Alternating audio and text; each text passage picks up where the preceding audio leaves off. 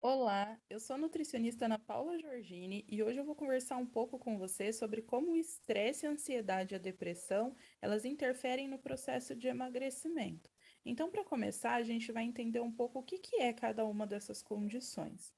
Então, falando um pouco sobre estresse, ele é uma reação que a gente tem, que o nosso corpo tem quando existe algum estímulo, né? Então, a gente ainda tem reações primitivas diante de situações de estresse. O nosso organismo, ele acha que a gente está sob ataque, então ele acha que ele precisa lutar ou fugir. E quando acontecem situações estressantes, ele começa a liberar substâncias químicas e hormonais para preparar o nosso corpo aí para agir, né? Então ele libera adrenalina e norepinefrina. E essa liberação, ele também libera cortisol. Isso é muito importante a gente lembrar. Então, durante esses períodos de estresse, ele não tem um controle, porque ele não sabe se é uma situação psicológica ou uma situação realmente ali física, que a gente precise correr, que a gente precise lutar, enfim. Então, ele vai liberando esses hormônios e essas substâncias químicas, e o nosso corpo como um todo vai sentindo isso, né? Já a ansiedade, e aqui a gente precisa deixar claro que a gente está falando da ansiedade de alguns episódios de ansiedade, não de transtorno de ansiedade, tá? Então, a ansiedade ela é caracterizada como uma preocupação excessiva e persistente, e também um medo de situações cotidianas. Então, por exemplo, essa ansiedade aqui é aquela que a gente sente quando a gente tem que dar uma aula, ou quando a gente tem que fazer uma apresentação em público, ou vai numa entrevista de emprego, ou vai fazer uma prova importante, sabe? Aquele gelo na barriga, aquele medo, aquele frio, aquela coisa que o coração dá uma acelerada, que a gente fica ansioso ali naquele momento. Isso é ansiedade. Durante períodos de ansiedade, a gente também tem a liberação de cortisol, porque o nosso organismo ele também entende que a gente está sob ameaça de ataque, né? Então, é diferente do transtorno de ansiedade, que daí o indivíduo ele já tem toda essa preocupação excessiva, digamos assim, e medo, né, de diversas situações. Ele tem isso sem um motivo aparente. Às vezes ele não sabe dizer o porquê ele sente isso, ele simplesmente sente. Aqui não, tá? Aqui é outra condição. Aqui a gente tem um porquê. Então, quando a gente fica ansioso diante de algumas situações ali do nosso dia a dia. A depressão, ela pode ser caracterizada já como um distúrbio, né, que é uma doença psiquiátrica. Então existe a presença de tristeza profunda, do pessimismo, uma baixa autoestima, dentre diversos outros sintomas. A pessoa ela não sente alegria, ela não sente mais prazer em atividades que antes eram muito prazerosas para ela. E ela não tem também como explicar, ela não consegue explicar o motivo dela sentir aquilo, ela simplesmente sente. E assim como nos quadros de estresse e ansiedade, também vai ter a liberação do cortisol. Então, o que esses três quadros têm em comum? A gente viu que nos três vai ter liberação de cortisol. E o que o cortisol ele faz no nosso organismo? Então, ele em quantidades adequadas, ele é bom. Só que aqui, como são quantidades elevadas em situações onde não eram para acontecer, ele leva o aumento do apetite e também aumenta o armazenamento de gordura. E o contrário também é verdadeiro, porque às vezes, quando existe essa liberação de cortisol, em outras pessoas não vai ter alteração de apetite sim, mas para menos. Então, aqui a gente está falando quando existe alteração a mais, né? Mais apetite, a pessoa tem mais fome, mas pode acontecer o contrário também, tá? Que vai ser aquele indivíduo que vai emagrecer demais, que não vai conseguir comer, que também vai ficar doente, enfim. Mas aqui a gente está falando do ganho de peso, né? Da pessoa que não consegue emagrecer por conta desses três quadros. Então, aqui os três quadros eles vão levar a alteração de apetite para mais, né? Aumentando o apetite. Por quê? Porque durante os episódios de estresse, ansiedade e depressão, o nosso cérebro ele tende a buscar conforto. E onde é que ele vai encontrar esse conforto? Em alimentos ricos em gordura e açúcar, porque vai causar uma rápida e passageira elevação nos níveis de hormônios do bem-estar. Então a gente lembra, primeiro que a gente tem a memória, né, afetiva ligada à comida, então a gente vai lembrar daqueles alimentos que trazem uma memória afetiva, que fazem um quentinho no coração da gente, né, que fazem bem, que normalmente são alimentos ricos em gordura e açúcar. E também a gente vai sentir essa necessidade porque a gente vai lembrar do sentimento causado durante aquela refeição. Então, o que que eu sinto quando eu como um chocolate que eu gosto muito? O que que eu sinto quando eu como um salgado que eu gosto muito? Né, aquele bolo, aquela torta.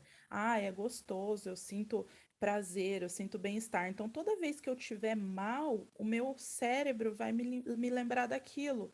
Ele vai me manipular para que eu consuma aquilo, porque aquilo vai me trazer conforto. Só que a gente precisa lembrar que é um conforto rápido e ele é passageiro.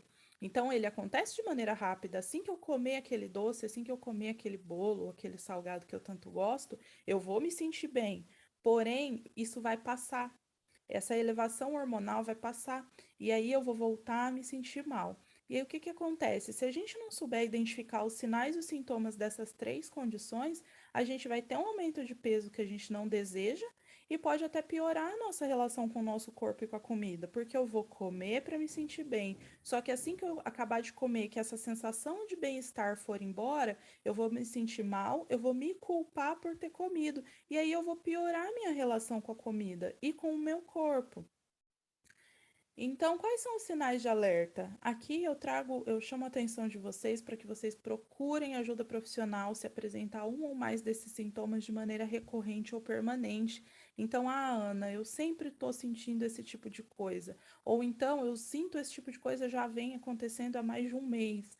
Procure ajuda, ajuda profissional. Pode ser um médico, um psicólogo, enfim, procure ajuda. Quando um paciente chega para mim e relata, porque a gente conversa muito sobre isso, eu sempre pergunto para o paciente como é que ele se sente em relação ao corpo, em relação à comida.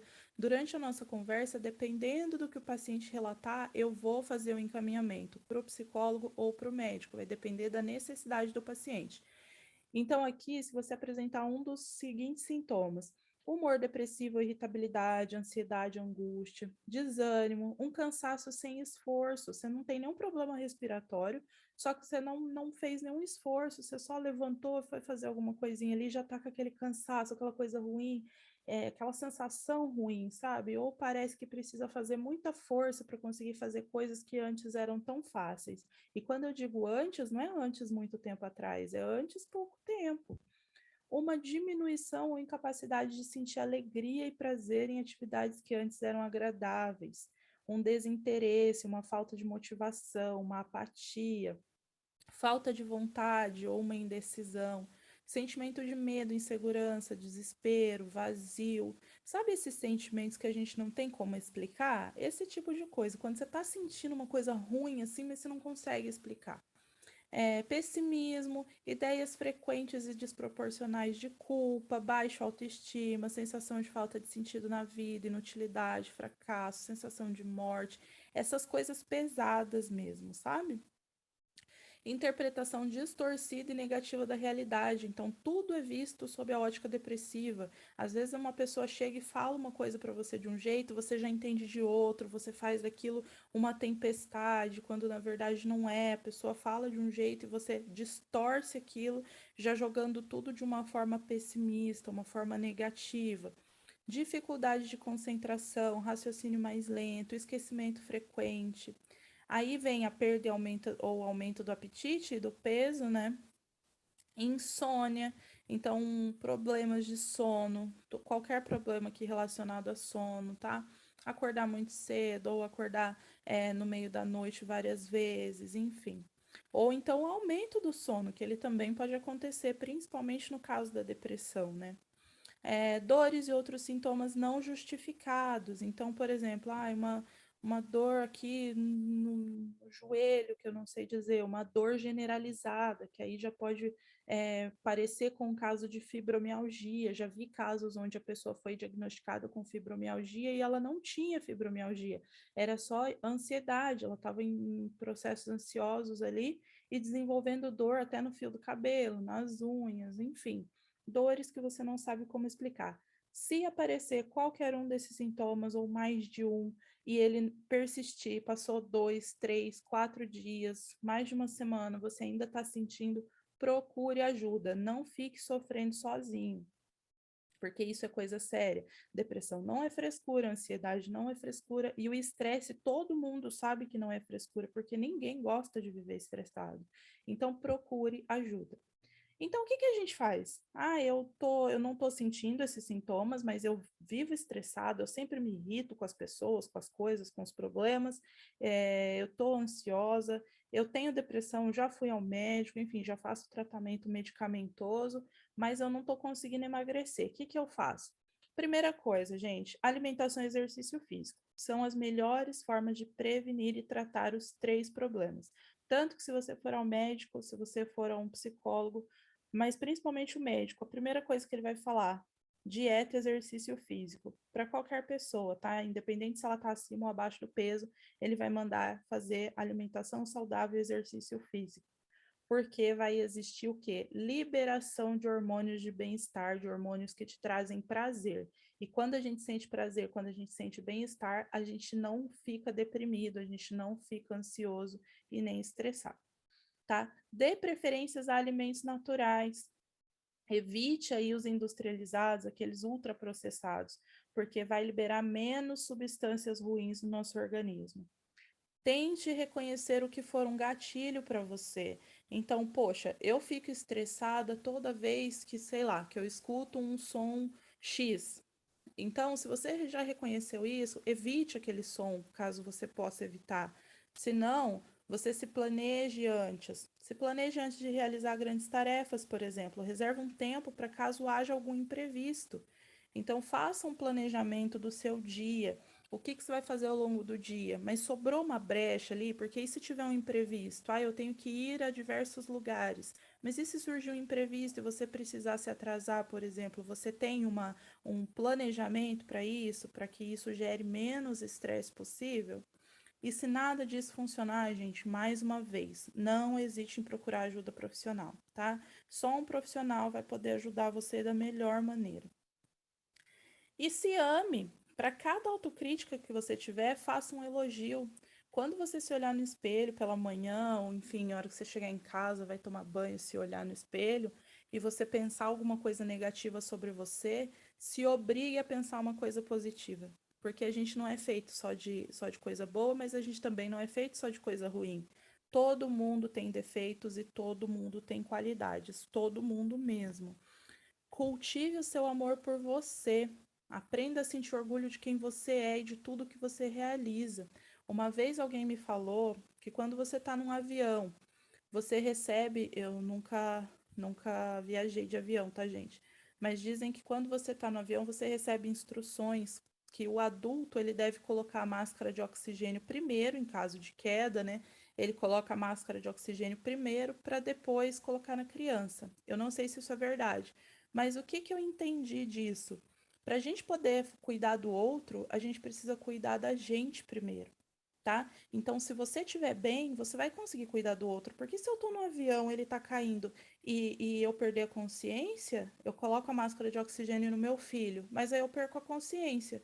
Como é que eu vou fazer alguma coisa por ele? Ele é só uma criança. Então, assim, para mim fez todo sentido quando eu trago para minha vida, para o meu dia a dia. Como é que eu vou cuidar da minha família, cuidar bem, com amor, fazer bem para eles, se eu não estiver bem? Eu posso até estar desempenhando o meu papel como mãe, por exemplo, como pessoa na sociedade, no meu trabalho, na minha casa, em qualquer lugar. Eu posso estar fazendo um bom papel. Porém, eu não estou fazendo bem para mim mesma, e isso reflete nas nossas ações. Por mais que a gente tente fazer, abraçar o mundo e fazer tudo, a gente vai refletir a nossa tristeza, o nosso estresse, a nossa ansiedade em algum momento. Então, assim, em primeiro lugar, a gente, cuidar da gente, porque quando a gente cuida da gente, a gente consegue cuidar do outro muito melhor. E quando você achar que você não está realizando nada, pensa sobre sua vida, tudo que você já passou, tudo que você já fez, as pessoas que você já conheceu, tudo aquilo que você já aprendeu. A gente é um eterno aprendiz. A gente está aqui para aprender todo dia, todo dia, todo dia. Então, todo dia a gente aprende. A gente aprende com aquilo que a gente errou, a gente aprende com o erro das outras pessoas. Então, assim, você pode se planejar para melhorar aquilo que não te agrada, mas tenha orgulho de quem você é, porque isso vai fazer diferença. Isso vai fazer você querer cuidar de você cada dia mais, tá? Então, hoje a aula foi sobre isso. Eu espero que tenha ajudado você, que você tenha tirado proveito de alguma coisa. Se não servir para você porque você está sempre de bem com a vida, eu fico muito feliz, mas vai servir para alguém. Então, compartilha com algum amigo que precisa ou com pessoas que você acha que estão precisando. Qualquer coisa, é só me seguir aí nas redes sociais. Tem o meu Instagram, tem o meu site, onde tem várias informações sobre mim. E é isso, a gente se vê na próxima aula. Muito obrigada.